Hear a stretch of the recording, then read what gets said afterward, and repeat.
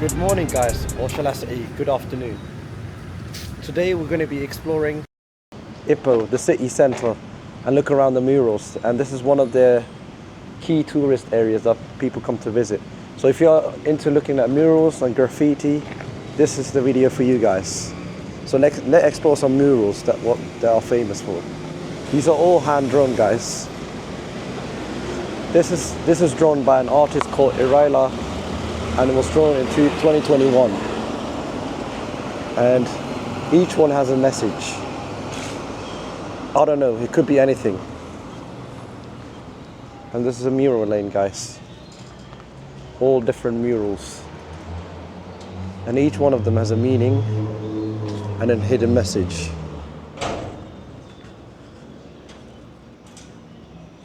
What could the story be, guys? All hand painted across the years. Look at that, guys. Beautiful designs from all different cultures, because the community in Ipoh is made out of a variety of communities. The Tamil community, also the Indian community, the Malay community, and the Chinese community. For example, here you can see is a house owned by Chinese people. So it already shows you what kind of cultures there are in this area. Look at this, guys. What's so interesting about these murals are that the building itself aids the drawings, which I like. So for example, if you look at this drawing, there's already no painting required for this bit, and they just use make out of the scenery. Like I said, they all respect all different cultures and religions. So here's one saying Happy Diwali, using a henna tattoo. And then you got the Muslim one, which I'm not sure what it says. But yeah, these are different kind of murals you can find in Ipoh. Another one for you guys. For little kids, tell them to be quiet. But what's the message behind it? She's holding barbed wires, and he's telling to be quiet as well. And you've got the artist's name as well painted to signify his marking. But yeah, what is the meaning of this, guys? This is literally a drainage bowl going all the way to the top that collects water. And this, like I said before, all the art has been incorporated with its surrounding. That's why it's so fascinating for people when they come and visit these sites. And again, guys, they're respecting each and every culture. So you can see some Malay kids with some Indian kids playing some games. What's the message they're trying to say? Perhaps unity? I don't know personally, but it's for you to come and visit and to look at and have a think about it. And this drawing was made by Iraila in 2020. So some murals have the dates on it, some murals don't. But what's fascinating is they're all very well preserved in terms of if you have to think about the hot, harsh weather conditions, like 35 degrees and insane rain. It makes you think, wow, how are these preserved? But yeah, let's have a look at a few other ones, guys. Like they celebrate Diwali, they also celebrate the Chinese New Year. So the Chinese community celebrates Chinese New Year, and in order to signify that, they've drawn a Chinese New Year mural. Let me show you guys, it's in front of me. How cool is that?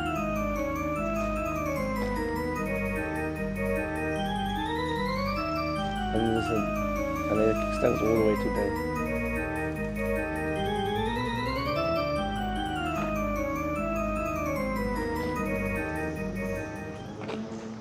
And then you got the dragon for Chinese New Year again. But there's many of these in different areas around Ipoh.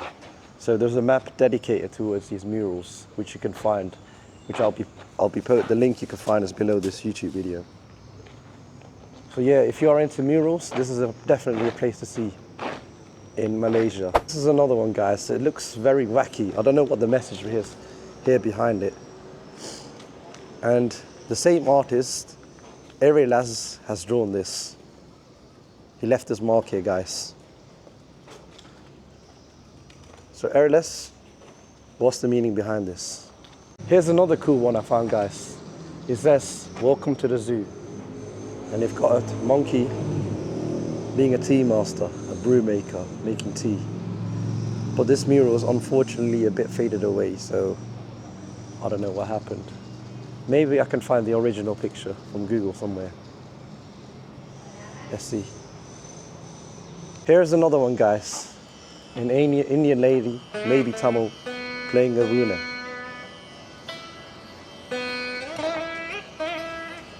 Again, signifying the different cultures in the area.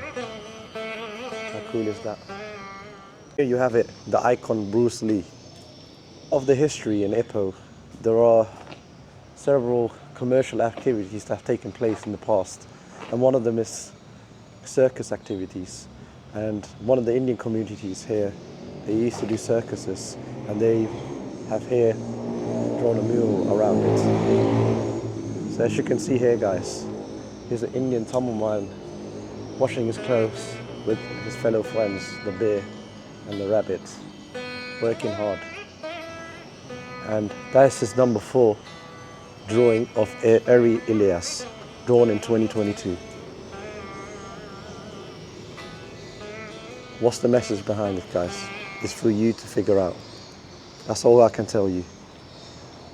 Fascinating thing is, guys, all these buildings that I've shown you the murals around are from ancient British times. When the British Empire came, they built most of these buildings around Ipoh. So in this place, the memorial places I've shown you, these were all built by the British. Look what the condition they are in, guys. All trees grown over them.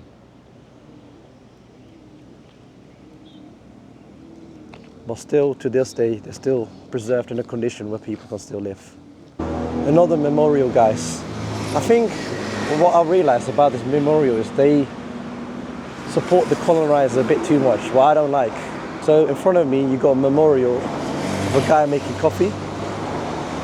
Like I said, the white coffee is famous here, so they have drawn a guy making white coffee here. But behind him is the bridge, the old town bridge of Ipoh. And this bridge is right here, which is still in pristine condition, which was built by the British colonizers. I think my point of view is they're still grateful for the British Empire. For most of the things here, if you look around in Ipoh, they have built most of the buildings here, like the shops, the houses they live in, the bridge, the clock towers, that's all built by the British. So I think that's a way for them to say thank you for building these things. But then again, you have to think about that you have colonized this place, you made use out of us, stolen a lot of money. But yeah, it is what it is, guys. So this bridge has kept well to this day. I don't know what year it was built in, but I'll put description below if I do find out. But check this out, guys. They still have the same electronic light on the bridge still. Still till this day, it's still standing with the initial, you read it? JKR. I don't know who this JKR is. And here you can see the river flowing. And in the far distance, there's a guy fishing.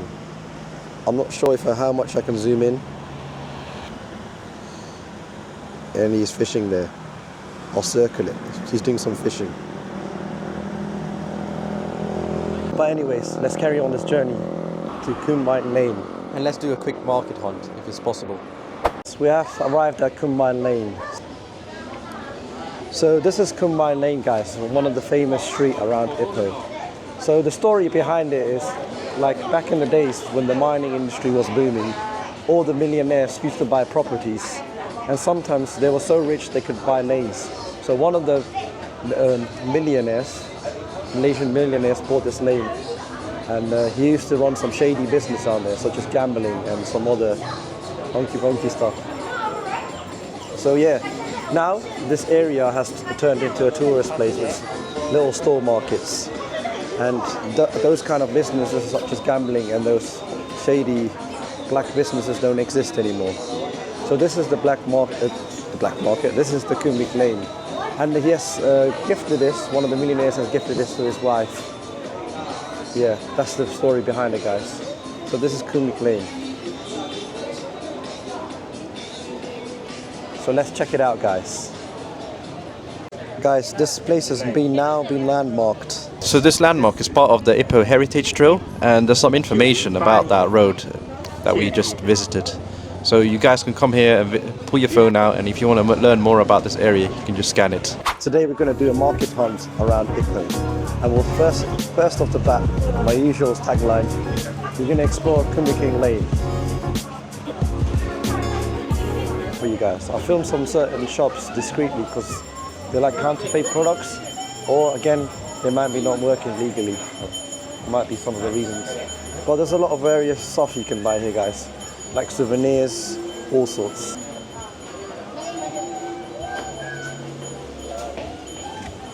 Again, guys, you can buy a variety of souvenirs here, like plants, cactuses, even welcome to Ipoh stickers. And that's it, guys. After you visit Concubine Lane, doing a little shopping of souvenirs and clothes shopping, at the end of the road you'll reach a night market. And you can have some food at the night market. And Concubine Lane usually closes around 7, and this is when the night market around the Chinese area opens, and you can have some delicious food. Alright, that's all today, guys. Peace out and have a good day, and keep watch for another video in the near future. Thanks for watching. Bye bye.